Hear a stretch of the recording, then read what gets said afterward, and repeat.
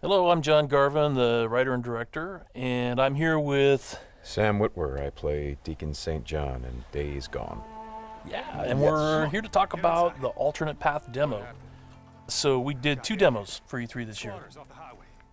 One you guys saw at the media showcase, and this one we showed behind closed doors on the floor at E3.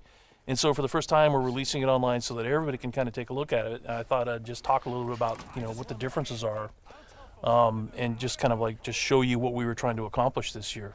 Yeah, I mean, the most obvious difference so far is the last one was nighttime during the rain, and this is daytime during the snow. Yeah, and it's not just cosmetic. And I think that's one of the things we really wanted to emphasize, because this time we're showing sort of a day in the life of Deacon. You see he's on the drifter bike here. We wanted to show a little more of the bike riding and how the weather can kind of impact that. So we have this drifting mechanic, right? You see him kind of slipping and sliding around a little bit. Changes the handling of the bike. That's really interesting. Now, there were wolves there last time, John, and these wolves would pursue you down this road, and then Deacon had to turn his back, shoot a wolf, and he got clotheslined right up there, didn't he? Yeah, exactly. So this time you see that he wasn't being chased by the wolves. That's a dynamic event that can happen or not. It just depends on when you're playing the game. Interesting. And this time Deacon saw the ambush and he was able to avoid it. So he kind of comes up and around and behind them. So does weather impacts whether these creatures show up or not in daytime, nighttime, all that stuff? Yeah, absolutely. So especially the freakers, they come out, they're mostly nocturnal, but they will come out as the weather gets colder. They become stronger in the cold. Right. And so that will, again, kind of change up the way the game plays. That's very, very, I kind of love that you decided to do this as a demo to show 2 completely different iterations on the same exact mission in the game. Yes, exactly. So we wanted to have, the job is basically the same. Deacon hears that his buddy's in trouble, rides out to save his life. And, as you can see here, this is a completely different experience from what we showed in the first demo. In the first one, Deacon gets clotheslined, and it sounded very painful, by the way. Oh, speaking of painful, okay, so the combat in this game is fairly brutal. John, you want to talk about that a little bit? Well, we just wanted to make it as, as realistic as possible. So, yeah, we're not holding back on that at all. And Sam's done most of his own stunt work for this. And I can tell you that when we're on the performance stage and we're capturing that stuff, we just try to keep it real, right? Right. Well, right. There was sort of a decision made at some point. I've been on the project for 2 or 3 years now. Yeah, I think 3 years. And so early on, I think there was a more, what were we? It was more Kurt Russell and sort of a two-fisted thing, and then it turned into, hey, let's take this quite seriously. And what that required is a lot more.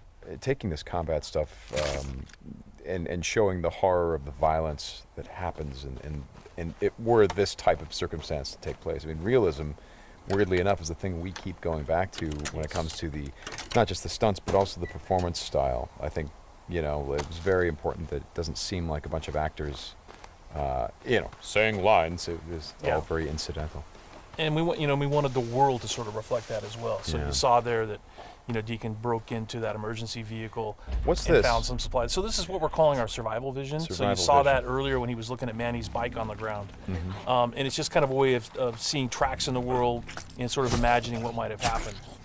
And here I just wanted to point out that you're seeing in this part of the demo that there are freakers there. There weren't there before because it wasn't snowing. It was, and it was getting lighter out. It wasn't getting darker like it is.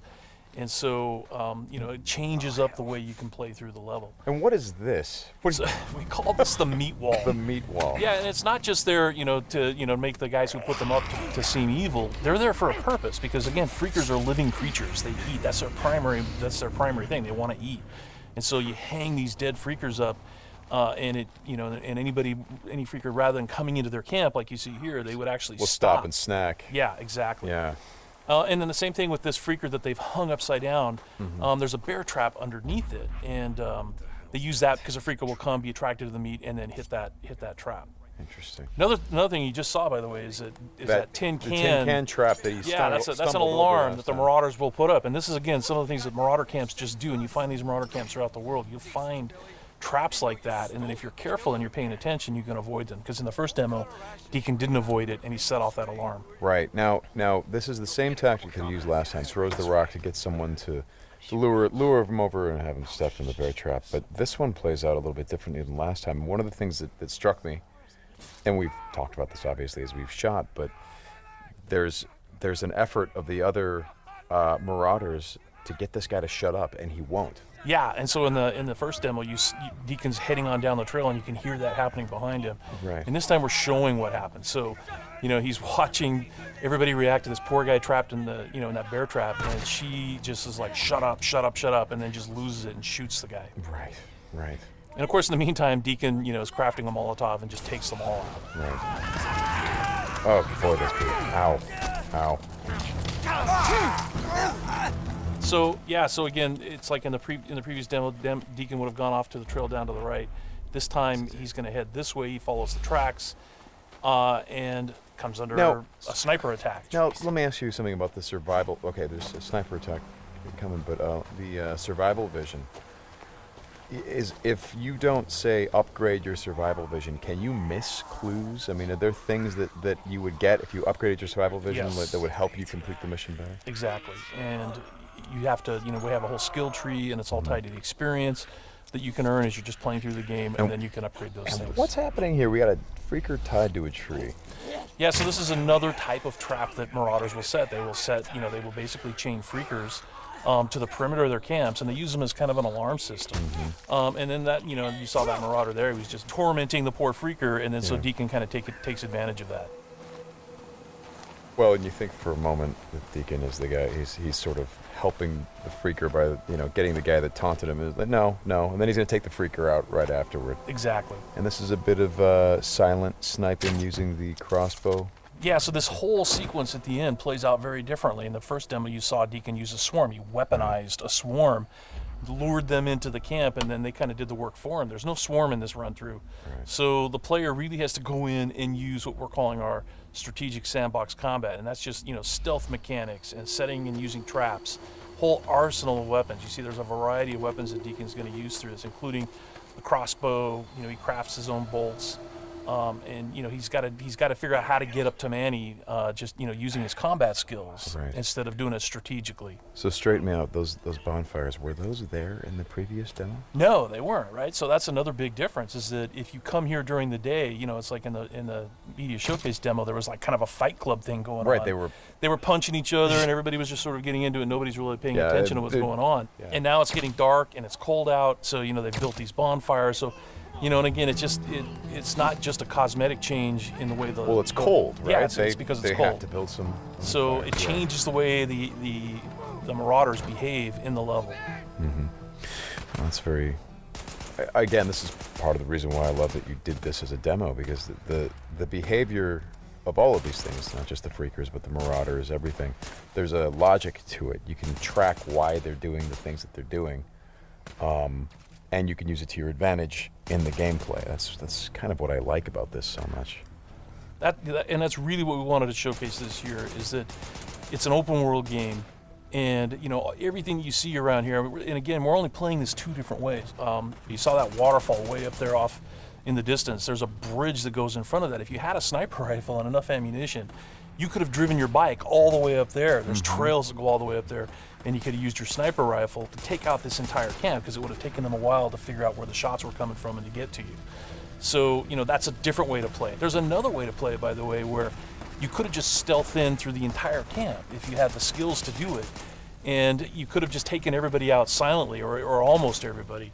And then you could have gotten up to where Manny's being held using a different route, and just stealth killed that guy. There's no reason that you have to come in and run and gun it like Deacon is doing here. Hey, how scarce is ammunition? Because I see him switching from a bunch of weapons, and when we saw this demo, when I came in and saw it at E3, one of the things that I really enjoyed was I was sitting next to you, and the driver was playing the game, and at some point I saw you shift in your chair and you leaned forward, and I heard you say, "Oh man, uh-oh." And I'm like, whoa, what's going on? He's like, he's going to get killed. I'm like, whoa, oh. And I leaned forward. I was like, oh, I guess there's some real danger. And one of the things was that he was running out of ammunition. And he was trying to go pick up ammo from the dead he was looking for Marauders. ammo, But But I've was seen, under fire. so when we were at E3, we had a whole team with us, and everybody played it slightly differently. So it just shows you that it's not scripted at all. Yeah. And then this Rager bear. Oh yeah, boy. the infected bear. The infected bear. That's, yeah. That's not what you want to see. Well, we thought that would be a good way to end the demo, is to show that it's just one, for Deacon's life. It's just one darn thing after another. Yeah. Right? You're going to save your buddy. You get clotheslined, you get attacked by wolves, or you think you're finally done. You've rescued you've gone through all this stuff, and then suddenly, Rager Bear. Right. Well, as you've said to me, it's not just about exploring an open world, as it is the open world coming after you, the open world seeking you out, trying to. Yeah, exactly. That's our tagline. In Days Gone, you don't have to go seeking out trouble. The world comes for you. Trouble's looking for you. All right, Sam. Thanks a lot. Thanks, John. It's been fun, and I hope you guys enjoy the demo, and we'll talk more about it soon.